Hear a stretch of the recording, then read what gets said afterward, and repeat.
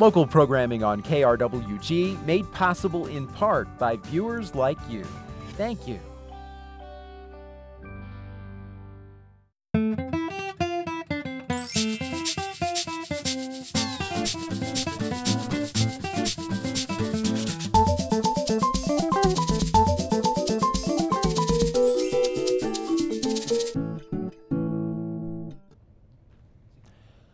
Welcome to a brand new season of Fronteras Changing America. It's a pleasure to be back with you for a brand new season. This time around, for the shows that I'll be hosting, we're going to be trying to do things a little different from last year's season. We're going to be trying to take an in-depth look into the nonprofits in and around the area, as well as having a discussion about where we take these nonprofits into the future and how they can become the cornerstone of building for tomorrow. We're going to be doing that throughout the season, so I'm really looking forward to that and doing that with all of you. We're also going to be having a series of topics regarding politics. As you know, we love to have political roundtables here at Fronteras from time to time. It is political season. Again, we're in the middle of a presidential campaign, and there's big topics such as immigration, education, the economy that we have to talk about. And so we're going to try to be doing a little bit of two spotlights, spotlighting nonprofits as well as spotlighting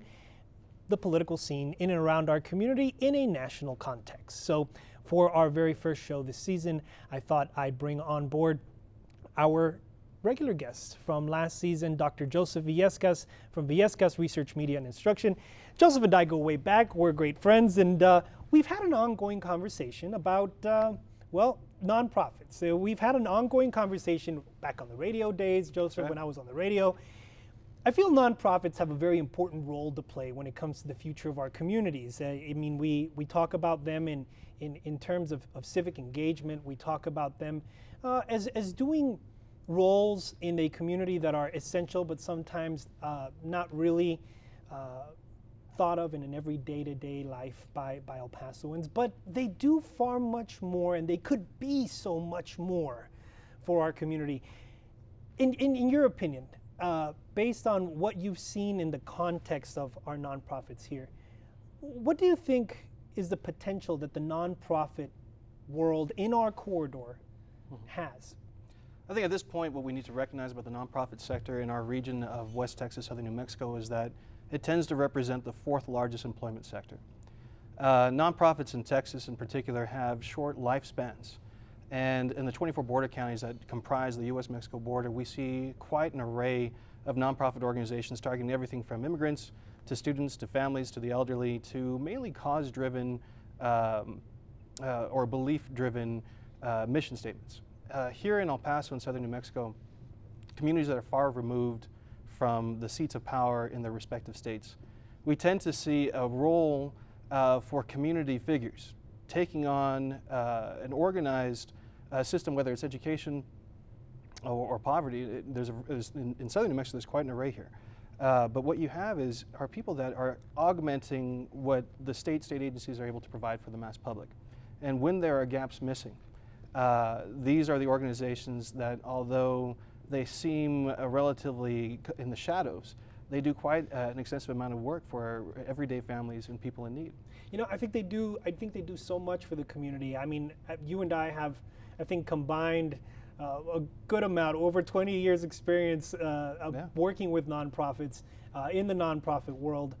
We've seen nonprofits at a national level, at a state level, at a local level. Let's name some of these players that are in our corridor, because we have all three levels. We have, you know, from organizations like Latinitas to organizations like a Chamber of Commerce. You know, you have two very distinct kinds of nonprofits. What you tend to see here in the Las Cruces, Southern New Mexico, El Paso, West Texas area are nonprofits that are geared to a higher number.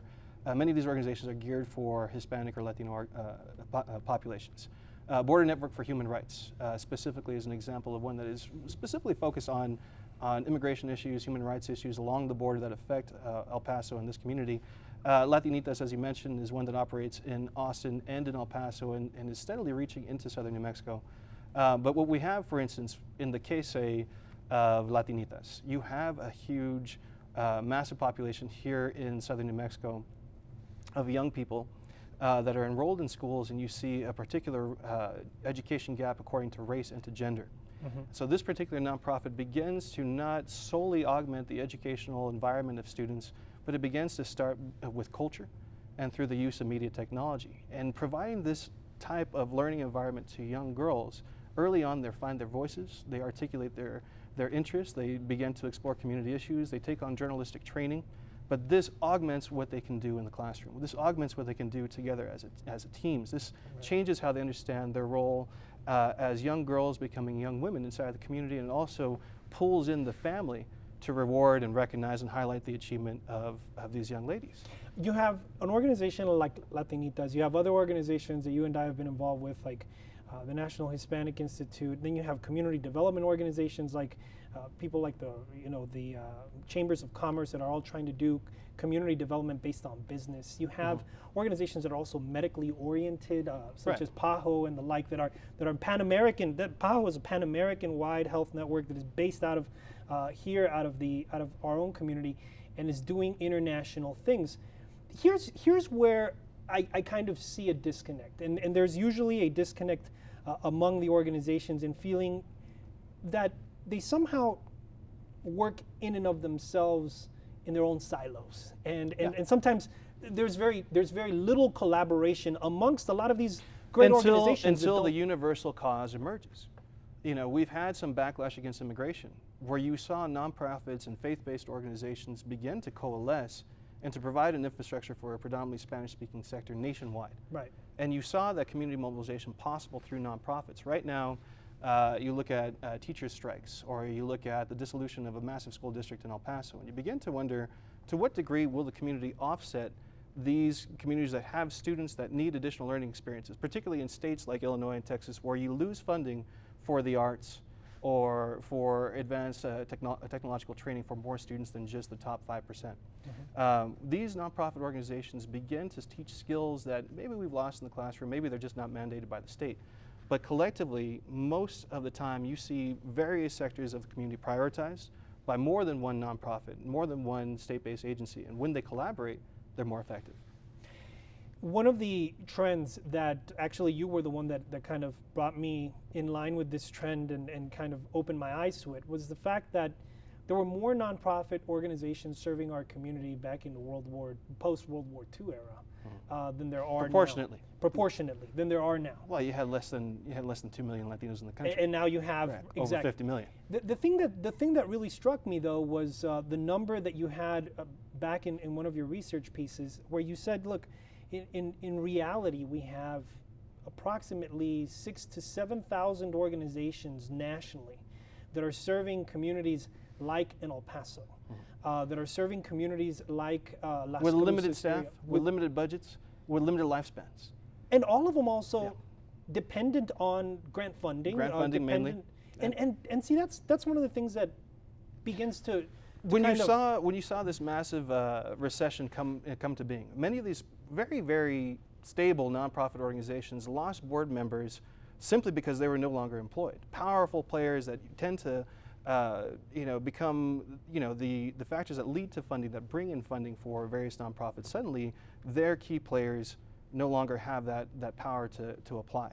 We saw that shrinkage happen on a leadership base and in terms of just having the capital to wield to benefit massive nonprofits like Junior Achievement, for example, was one that you saw this directly because it has a correlation to the business sector. You also see when you have shrinking budgets, not only school districts suffer, but that funding that nonprofits, too many, rely upon also becomes jeopardized.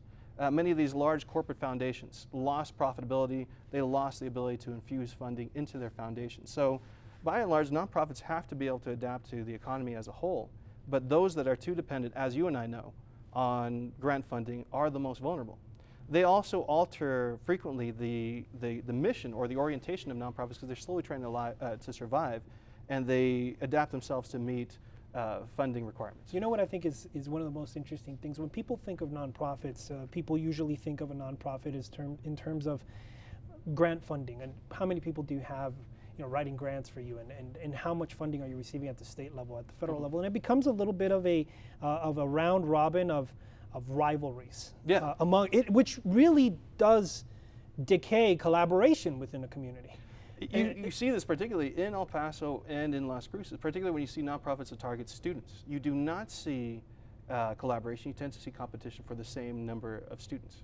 But the most interesting part to me is that there's very few nonprofits outside of colleges and universities that are using a more entrepreneurial level type of model development that seeks collaboration, seeks research, but is also putting out, for lack of a better word, products for someone to be able to consume, or active material that people are willing to pay for, from research to an education to et cetera.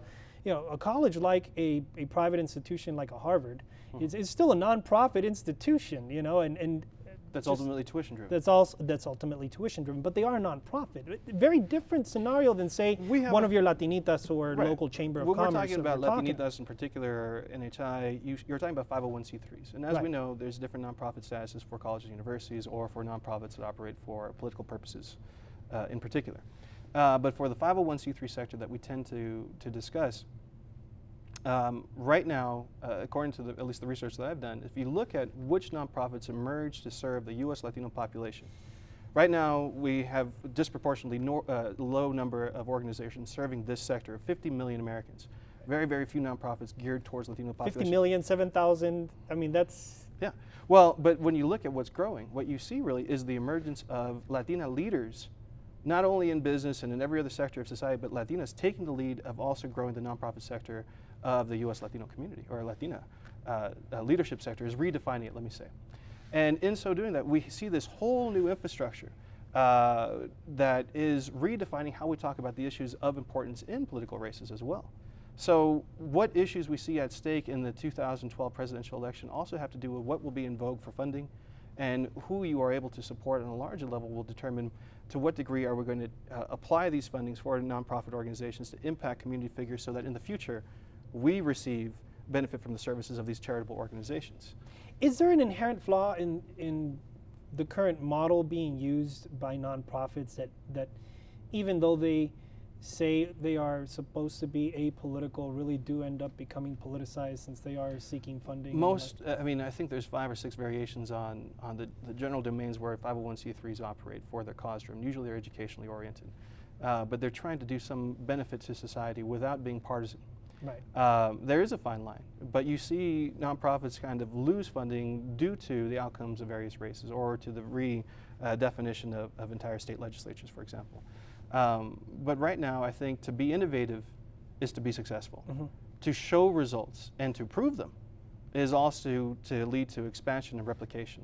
To make your material visible online through social media and to spread through the participants or the beneficiaries of your services, we can redefine the awareness of nonprofits, and I think that's where we are today. Well, let's redesign the model here. Let's say throughout this season we're going to be inviting several nonprofits on this show. If you were to have several nonprofits here on this show, what you should challenge them is to recognize the resources that are intrinsic to southern New Mexico and West Texas.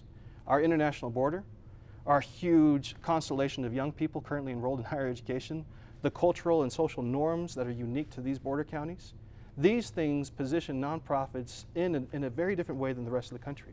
And nonprofit leaders can draw upon these resources for success, and ultimately to develop models that can benefit the entire state of New Mexico, all of the border counties, or in cases of El Paso, the rest of Texas.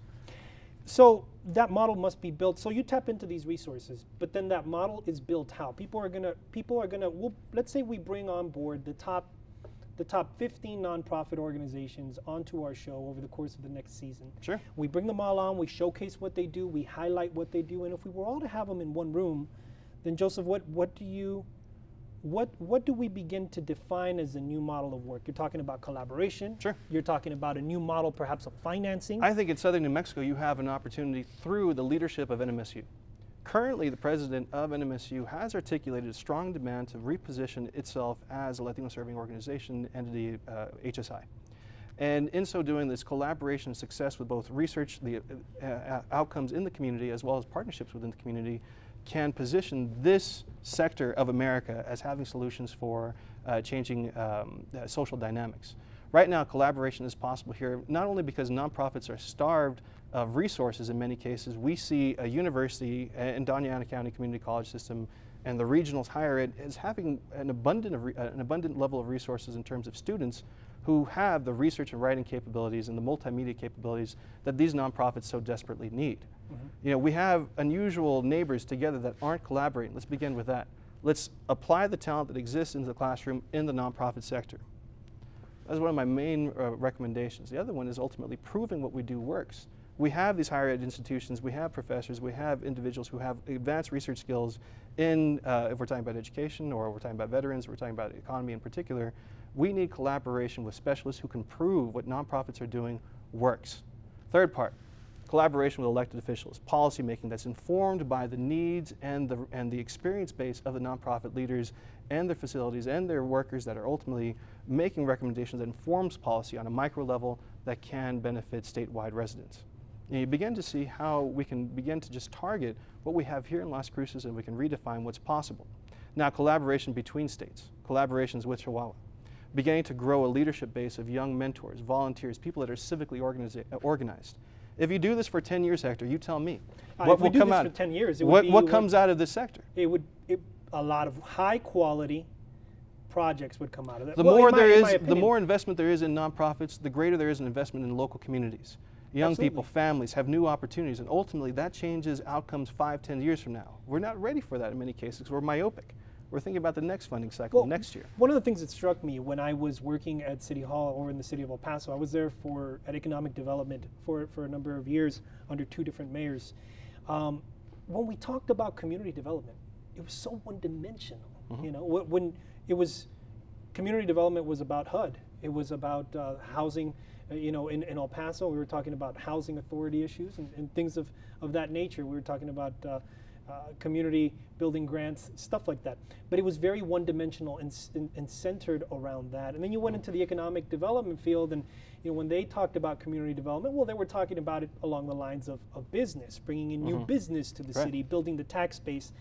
And it was really interesting that when we would talk about building a future, such as, well, in the future, one of the big lines back then was, in the future, we would love to have the pharmaceutical industry based out of El Paso, and we would like to have the pharmaceutical industry producing medicine for ailments that exist predominantly in Latino communities, because that's who we are. Excellent mission statement. However, the disconnect occurred that the pieces and the dominoes were not set up to eventually get there, because there was the collaboration that you were talking about was really not there. And it's not a comment to try to, you know, critique in a bad way, but it's saying, all right, we have a plethora of resources now. So where do we go from here? So part 1, you're saying collaborate. Part 2, you're saying let's collaborate not only in your own immediate region, but nationally, statewide, and internationally, transnational, tri-state, 2-nation destination. Let's collaborate with higher education, ultimately, both with the students and the faculty and the administration's leadership. Let's develop and articulate that vision for tomorrow together as leaders that are both elected and also community leaders operating these nonprofit organizations. And then the last one, Hector, is probably the most important. Let's teach young people how to grow these organizations. Too few only come to perceive them as employment opportunities, not as institutions or apparatuses that can change the directions of entire communities. Well, how many young people are actually involved in some of these organizations? That's another big question. I mean, you hear of a lot of great organizations in our community, but you only hear of the big names, and perhaps some of them are more obscure. And how are they connecting themselves with our youth? How are they getting their message out? That's another big one. I think getting the message out right now, one of the great things is that we live in an era where the youth that they're serving can deliver that. In the case of some organizations, they literally craft the media.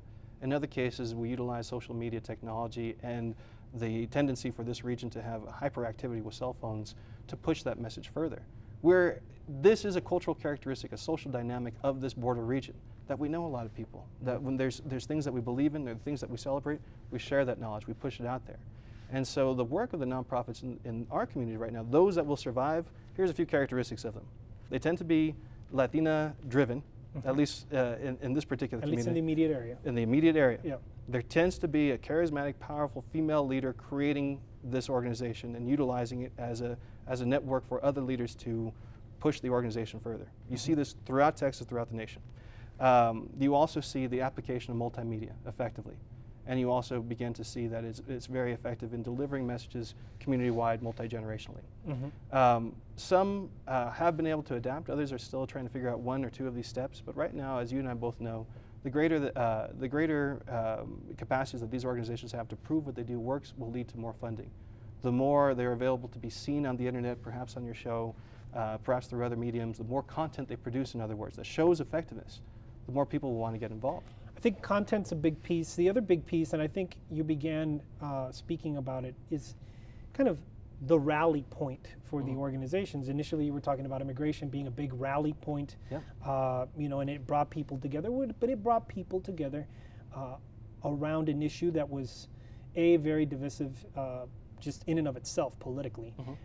Then it also brought people together to try to do one singular thing rather than a complex strategy execution. So how do we inspire? I think that's the big one. You're talking about getting youth involved and the like. It's the inspiration piece is a big one because you have organizations like LULAC that have been involved in our city for years. But you see also dwindling participation in terms of their youth. And that is the danger. You have the most famous and powerful nonprofit organizations that serve the U.S. Latino community, and these should be recognized during Hispanic Heritage Month. You know, that NCLR and LULAC go way back, and they have early origins to community activists who eventually formalized these things into nonprofits. But these were loosely organized entities that in some cases became political parties, and others became the foundation for new educational pathways. You know, but at this point, I think we do need to coalesce to develop greater opportunities for infrastructure, greater opportunities for multiple generations to get involved, and really we do have to grow out the things that are missing from education in particular and for services for our most vulnerable members of society. These are challenges that I think if you give to students, if you give to families, there becomes this other alternative than just getting a job. You know, just getting a job and having an income. What impact will you have? These are some of the few vehicles beyond the government opportunities that are available. These are some of the few vehicles to do work in the community that mutually benefits everybody and our future. And so in most cases, a very appealing case to be part of these organizations, but sometimes the funding just simply isn't there. Right now, if we prove effectiveness, if we show success, that funding will come. So the more we collaborate, the more we can make this happen, Hector. You know, this conversation, folks, began with a conversation between Joseph and I about the potential for the future precisely with our nonprofits. So throughout this season, we're going to be inviting nonprofits to come on board. Joseph, I'd like to invite you to come back with some of these nonprofits so that we can have this roundtable discussion. I think it's going to be an intriguing discussion for one particular reason. Our community is at a crossroads, and as we're at this crossroads, it's important that we begin to think about the role of these nonprofits and the role of our community leaders beyond politicians. Oftentimes we bring a political roundtable around the table and around here, and people begin to just think about politics only, or politicians as the only source of leadership in our community, and there's a lot other entities. Just very briefly, Joseph, in terms of the organizations that you would like to see come on the show over the course of the next season, that you would say these are excellent organizations that we should have sitting around the table, who should it be? One of the individuals that I think is interesting in El Paso, you have the county judge, who was the former executive director of a very popular nonprofit organization in El Paso that serves students, community scholars. Sophia Larkin might be also a great example from there. She took over afterwards. And they've done a great job here with a lot of You've had Mary Gonzalez here, and she comes out of both NHI and also higher ed, but she also is part of a Latina sorority that I think their organization, their leadership is a great example of this as well, particularly in the region. There's a few others, Latinitas. I tend to be gravitating towards this sector of nonprofits, but in the end, I think it's an exciting, dynamic area here that we can learn a lot about, and we can learn a lot more from their leaders themselves. Civic-based organizations, how about business-based organizations or health-driven organizations? You think one of the sectors here right now, I think the El Paso Hispanic Chamber is recognized nationally as one of the premier Hispanic chambers. Their leadership also provides this investment that's coming up for BizTech, a role that you know, both border communities and Hispanic businesses have with technology is something that sometimes needs to be better understood. That's an event that's coming up.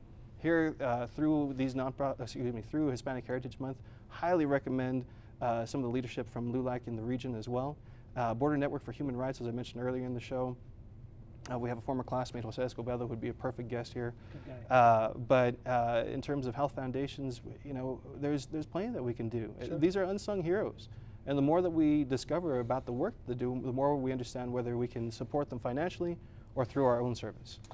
Well, that's exactly what we're going to set out to do this season, folks. I want to thank Dr. Joseph Villescas for coming on to the show. He has become a regular, and you will get to see him more because we will be engaging in this discussion with the nonprofit organizations throughout our community. It's time to take the message that we discuss here at Fronteras to Changing America out into the community and to begin to actually engage at several levels. I've also been having some great conversations with some folks in education that will be coming on to the show to do something very similar along the lines of education in the future. So we will be talking nonprofits, particularly those driven towards civic endeavors, education, and we will also be talking to nonprofits from the other areas, business, health, trying to figure out how do we put the puzzle together. And lastly, we will be bringing back the political roundtable this season. Our next show with us here is going to be hosted by Monica, but then after that, we'll have a political roundtable with few good friends. We'll actually have a friend of mine joining us all the way from Arizona. You want to tune in for that. State Representative from Arizona, Ruben Gallego, is going to join us. We're going to talk a little bit about immigration. We'll have Dr. Joseph Villescas back, and we'll have a few other guests to come by our political roundtables. It's been a pleasure to be with you this evening. Until next time, and for all of us here, I'm Hector H. Lopez. Have a great evening.